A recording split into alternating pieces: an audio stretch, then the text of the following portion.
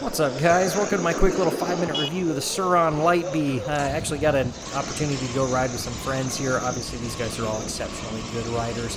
Not only that, also got to ride with one of my buddies who's on a KTM 300 XCW. Also gives us a little bit more perspective. In fact, there he is tearing up the mountain. Gives a little more perspective on how these bikes compare to full-blown, gas two-stroke.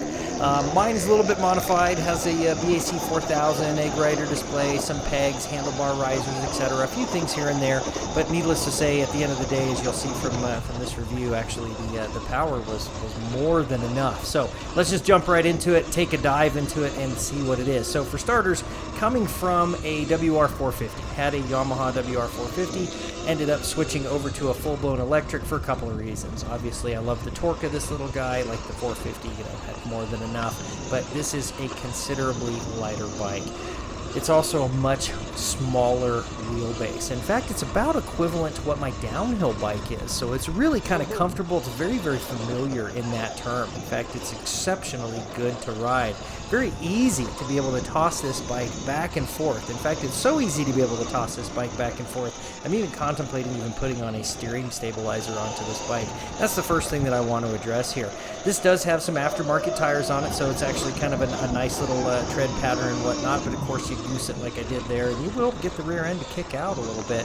But for starters, it is a fairly steep head angle. Probably wouldn't hurt to have a couple more degrees of slack to it. In fact, if the wheelbase was just slightly longer, but I think a steering stabilizer might actually help, especially when you get into situations like this, like you see here. Just getting kind of tossed around in some of these larger rocky areas. Not anything too bad. I mean, obviously that's just kind of part of the game to be able to ride through all of this on a bike this small, but man, is it fun. I never really felt like I was being overly fatigued or really like the bike was ever out of control. In fact, the throttle modulation was just downright brilliant on this thing. In fact, let me talk a little bit about throttle modulation along with the power. So having a BAC 4000 controller, got a couple of different settings. I can go all the way from setting 1 up to setting 9 in terms of power.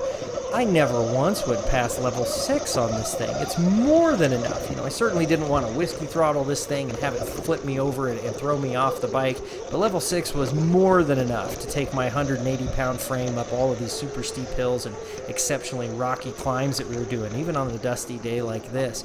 It just handled exceptionally well. I really, really liked that aspect of it. And I really like the ability of being able to dial that power up or down. For instance, not only just if I wanted to let somebody else ride it, maybe get a feel for it, maybe it's a new or younger rider. These are just downright brilliant for that. Oh, man.